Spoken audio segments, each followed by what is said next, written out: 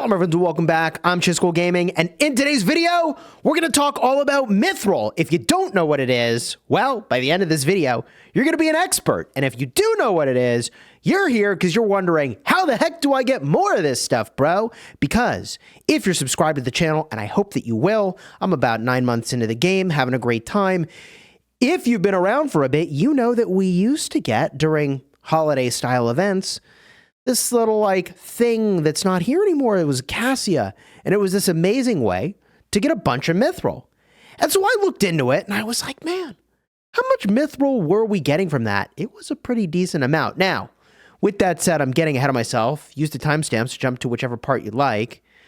But Mithril is in more demand than ever, because there aren't as many events showing up that were giving us Mithril for value. And if you want to just go and get Mithril on your own from the regular packs, man, it is a pretty freaking penny at 1100% value. Bro, I like most of my bundles to be 3,500 or higher. Thank you very much. So, yeah, it hurts. It does. So, what is Mithril anyways, Chisco? You're so far ahead of yourself here. Look, Mithril is what you use to upgrade your gear on your heroes past the highest levels. So, first you have to get your gear to red. You're going to do that by applying XP to the gear. You've done that already, presumably. I can find some gear here, right, and show you what that looks like. It's orange. You enhance it, right? It goes up to 100. All right, once you get to 100, it flips red. Now, in order to keep putting XP onto that gear after 100 when it's red, the level's actually going to go back down to 0 again, technically. I mean, you still gained all the stats. The gear's still better. But that number in the upper right goes back down, and maybe it goes to 1 or whatever it goes to. It doesn't really matter. Point is, then you got to bring it back to 100 again. All right, to do that, you're going to hit breakpoints where you need different things. And at the 20, 40, 60, 80, and 100 tiers, to get to that level, you need to empower it using Mithril.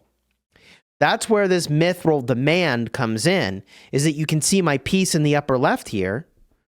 I have to empower it to go any further. Okay, to empower it, I need Mithril. And the amount of Mithril, I'll show you in some charts, but it goes up and up and up and up. 10, 20, 30, 40, and then 50 for level 100. So it's 150 Mithril per piece, which ain't cheap, which means 600%, which is a lot of it, which means 1,800 if you want to do all 3 troop types, which you do. So you need a lot of Mithril. With that said, okay, there are bonuses that you get at each of the tiers, and the bonuses you get depend on whether or not it's the pieces on the left or the pieces on the right. Let me show you what I mean. On the left, at level 20, we're getting attack, then health, defense, attack, and attack again. Now, there's a difference here between exploration stats and expedition stats. Exploration is for arena. Expedition is when you're out in the world. So there's definitely a difference between these. The expedition stats is what people really care about a lot, more than the arena stats. So in many ways, the arena tiers are like a speed bump on your way to the tier you care about more. And we'll talk about that in a bit. Okay, and then over here, we've got attack, health, defense, attack, attack. So you can see the left, the bottom and the top pieces are the same, and the tiered bonuses on the right are the same. We've got defense, health, attack, defense, defense. And over here, defense, health, attack, defense, defense. Now, which stat you care about, obviously, is going to differ depending on the troop type. Infantry, you're not really all that concerned about attack. You're there for defense, right? At least in those tiers of empowerment and the bonuses that you get. And just to be clear, when I empower to level 60 here, which I want to do very soon, okay, I get just straight up, boom, here's 30% infantry defense from having unlocked that, okay? As I'm leveling it up to this tier, I'm still getting bonus stats, right? Commensurate with the level up. I can show you that over here, right? Like if I enhance this piece, I'm going to get, you know, a little bit of stats. I actually don't have enough to show you, but like I get, you know, Lancer health or whatever, like a little bit, like 1% or something like that per level. But until I empower like this piece, I'm not getting any of the benefit of that unlock. So the Mithril unlocks are big, is the point that I'm trying to make. All right. Now, we'll talk about priorities, I think, toward the end of the video, because the people that have been here for a while are like, bro, I want to know how to get more Mithril. And I don't have a magic solution for you.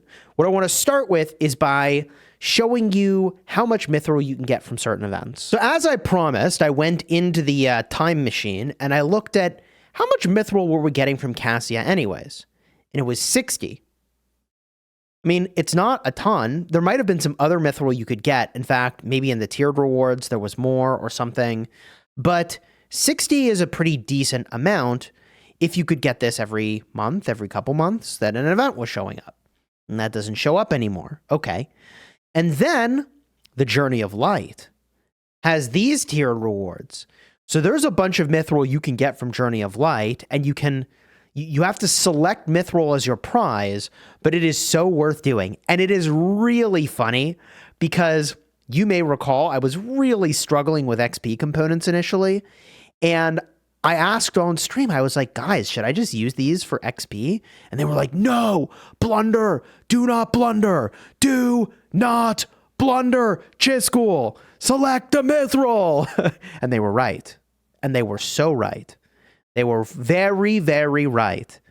So I have been running Journey of Light to the 900 tier to get Mithril, and that is super worth, especially compared to just outright buying it. Now, there may be some other events where you can get a bunch of Mithril as well, but, you know, if we're looking at, let's call it 60-ish Mithril, and this only shows up once a month, and I need 1,800 Mithril, this is going to take some time.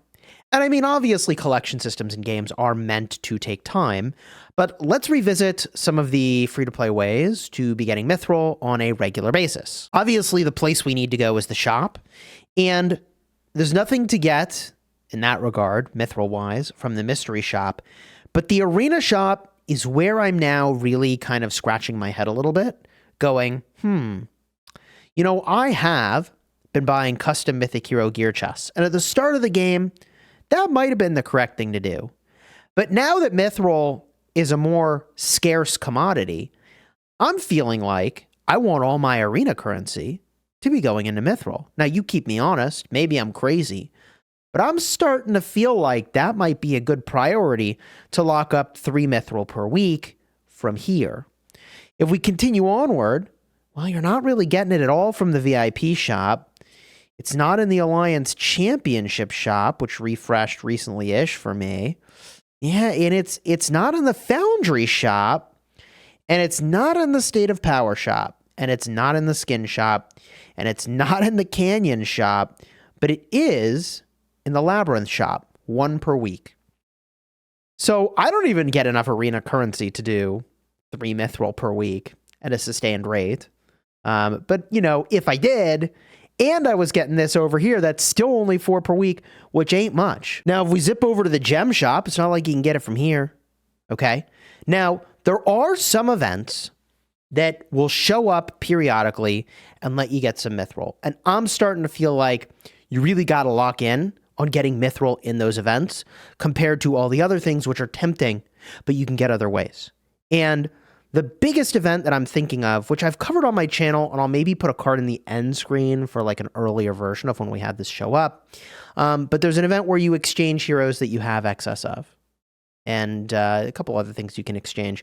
You exchange them, you get tickets, and you can use those tickets for Mithril. I'm starting to feel like that's a good use of the currency in that event. Basically, anywhere you can get the Mithril, you just freaking gotta pick it up, man. Because that will eventually become a bottleneck. Now, look, At the start, it's not so big as a bottleneck. Let me show you exactly what I mean. So this chart is a complete infographic.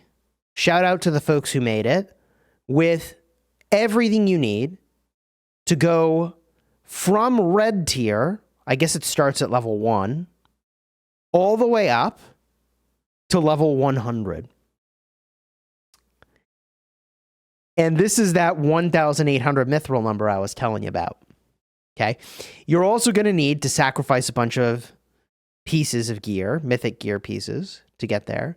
You're also going to need, along the way, to spend some essence stones in order to have, I think, an appropriate level of the essence stones.